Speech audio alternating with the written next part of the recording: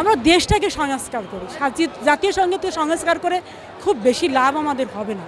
একটা জাতিকে যদি আপনি বারবার যদি বলেন যে তার জাতীয় সঙ্গীত চেঞ্জ করতে হবে, তাহলে এটা কি হয়, মানসিকভাবে এই দেশটা আরও পঙ্গু হয়ে যাবে। বাঙালি হয়ে জন্ম নিয়েছে এই পৃথিবীতে এবং আমার এই দেশে, এই সবুজ শ্যামল বাংলাতে, যে বাংলাকে আমি আমার ছোটোবেলা থেকেই লালন করি, ধারণ করি এবং আমি মনে করি বিশ্বের দরবারে আমরা বাঙালি। তো বাঙালির প্রথম পরিচয় তার পতাকা, দ্বিতীয় পরিচয় তার জাতীয় সঙ্গীত। জাতীয় সঙ্গীতের মাধ্যম দিয়ে আমরা দেশপ্রেম যে আমাদের আছে সেটা আমরা বহিঃপ্রকাশ করি। জাতীয় সঙ্গীত যখন আমরা গাই এবং আমাদের হৃৎপিণ্ড থেকে যখন আমরা উপড়ে তুলে নিয়ে আসি আমাদের জাতীয় সঙ্গীতের বাক্যগুলি, সেগুলি আমাদের দেশপ্রেমেরই বহিঃপ্রকাশ। দেশপ্রেম যার আছে সে জাতীয় সঙ্গীত কে লিখেছেন এটা বড় কথা না, বড় কথা যিনি লিখেছেন। শ্রীলঙ্কা যদি মেনে নিতে পারে, শ্রীলঙ্কা আমাদের মতোই দক্ষিণ এশিয়ার একটা দেশ, ছোট্ট একটা ক্ষুদ্র দেশ, তারাও মেনে নিয়েছেন। আর ইন্ডিয়ার কথা তো বলবোই না, কারণ সেই সাথে আমাদের দেশেরও জাতীয় সঙ্গীতের রচয়িতা একই ব্যক্তি, কবিগুরু রবীন্দ্রনাথ ঠাকুর। উনি সনাতন ধর্ম অবলম্বী বলে, সেজন্য আমরা আজকে এটা বারবারই 71 থেকে অনেকবার দেখেছি, এটা প্রায় 6 থেকে 7 বার দেখেছি যে জাতীয় সঙ্গীত পরিবর্ধন করা হবে, কিন্তু এটা আর হয়নি। ওটা ওই ফাইলে আটকে থেকেছে। কেন বারবার কেন করতে হবে? আজকে আমরা আসুন না, আজকে আমরা 2024-এর সুনামির মুখে দাঁড়িয়ে, যে সুনামির বার্তা পেলাম, এই যে আমাদের ছাত্র জনতার অভ্যুত্থানে 19 জুলাই থেকে শুরু করে আজ 5 আগস্টে যে সরকার পতন হলো, ফ্যাসিবাদ হাসিনার যে পতন হলো, সেই সময় দাঁড়িয়ে আসুন আমরা দেশটাকে বিনির্মিত করি, আমরা দেশটাকে সংস্কার করি। জাতীয় সঙ্গীত সংস্কার করে খুব বেশি লাভ আমাদের হবে না। একটা জাতিকে যদি আপনি বারবার যদি বলেন যে তার জাতীয় সঙ্গীত চেঞ্জ করতে হবে, তাহলে এটা কি হয়, মানসিকভাবে এই দেশটা আরও পঙ্গু হয়ে যাবে, এই জনগণ পঙ্গু হয়ে যাবে। কারণ আমি জনগণকে পঙ্গুত্ব করতে আর চাই না। কারণ একটা কথা বলতে চাই যে সুনামির বার্তা আমরা পেয়েছি, আসুন সবাই মিলে আমরা কাজে অংশগ্রহণ করি। কাজ, সততা, মনুষ্যত্ব, ঐক্য, দেশপ্রেম দিয়ে আমরা দেশটাকে গঠন করি।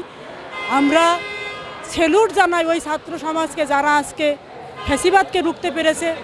যে ফ্যাসিবাদ সরকার আমাদের ঋণের বোঝা মাথায় দিয়ে গেছে, ঋণটাকে আমরা আসুন সবাই আজ রক্তাক্ত বুক নিয়ে, যা আজকে সাইদের মৃত্যু হয়ে গেছে, একটা উদীয়মান ছেলে, যে ছেলেটা হয়তো দেশের কোনো না কোনো জায়গায় তার জায়গা করে নিতে পারত, সেই শোক আমরা বুকে নিয়ে, যে ছাত্ররা আজকে মৃত্যুবরণ করেছে, তাদের রক্ত দিয়েছে, 52-তে রক্ত দিয়েছে, 71-এ রক্ত দিয়েছে, আজ 2024-এ দাঁড়িয়েও আজও রক্ত দিতে হচ্ছে। কেন রক্ত আমরা দিব?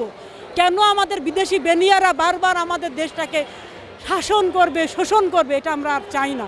কারণ আমরা কি এতটাই অকর্মণ্য, আমরা এতটাই কি বলবো, আমরা পঙ্গু? আমরা বাঙালি পঙ্গু নই। বাঙালি যখন সংগ্রাম করতে জানে, রক্ত দিতে জানে, বাঙালি দেশটাকে গঠন করতেও পারে। যে চাচ্ছে না সেইটা তো আসলে আমি বলতে পারবো না। আমরা প্রতিবাদ জানাচ্ছি, যে চাচ্ছে না সেটা তার বক্তব্য, সে বলতে পারবে কেন চাচ্ছে না। কিন্তু আমি কেন চাই সেইটা আমি বলতে পারি। আমি কেন চাই, বিষয়টা হচ্ছে, দেখেন, একটা দেশের জাতীয় সঙ্গীত কখন নির্বাচিত হয়? যখন একটা দেশ স্বাধীন হয়, এটা সার্বভৌমত্ব পায়, একটা জাতীয় পতাকা পায়, তখন একটা জাতীয় সঙ্গীত নির্বাচিত হয়, অন্যান্য বিষয়গুলো নির্বাচিত হয়। এই জাতীয় সঙ্গীতটি কবে নির্বাচিত হয়েছিল? আপনি দেখেন 1971 সালে যখন মুক্তিযুদ্ধ হলো, 30 লক্ষ শহীদের রক্তের বিনিময়ে এবং 3 লক্ষ মা বোনের উপরে নির্যাতনের বিনিময়ে যে বাংলাদেশ আমরা পেয়েছি, সেই বাংলাদেশের নির্মাণের মধ্য দিয়ে একটি জাতীয় সঙ্গীত আমরা পেয়েছি। শুধু তাই না, যখন মুক্তিযুদ্ধ চলমান ছিল, এই চলমান মুক্তিযোদ্ধাদেরকে সংগঠিত করার জন্য এবং তাদেরকে উজ্জীবিত করার জন্য কিন্তু এই সঙ্গীতটিকে ব্যবহার করা হয়েছে। আপনারা বিভিন্ন রেকর্ডে, ভিডিওতে আপনারা দেখে থাকবেন।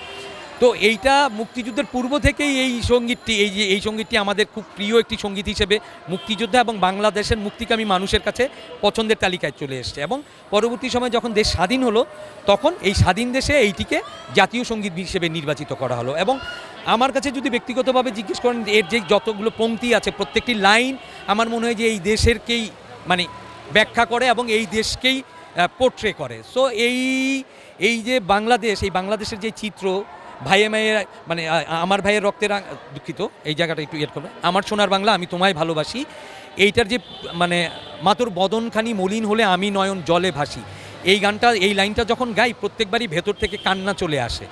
তো আমার ব্যক্তিগতভাবে এই গানটা মনে হয় যে যতদিন বাংলাদেশ থাকবে ততদিন এই গানটা জাতীয় সঙ্গীত হিসেবে থাকবে। যারা বিরোধিতা করছে আমার মনে হয় তারা সাময়িকভাবে বিভ্রান্ত হচ্ছে, কারো কারো বক্তব্যে মানে বিভ্রান্ত হয়ে কথাগুলো বলছে। আমার মনে হয় এই বিভ্রান্তি কেটে যাবে এবং একদিন এই মানুষ আবারও সেই জাতীয় সঙ্গীতকে গলায় তুলে নেবে।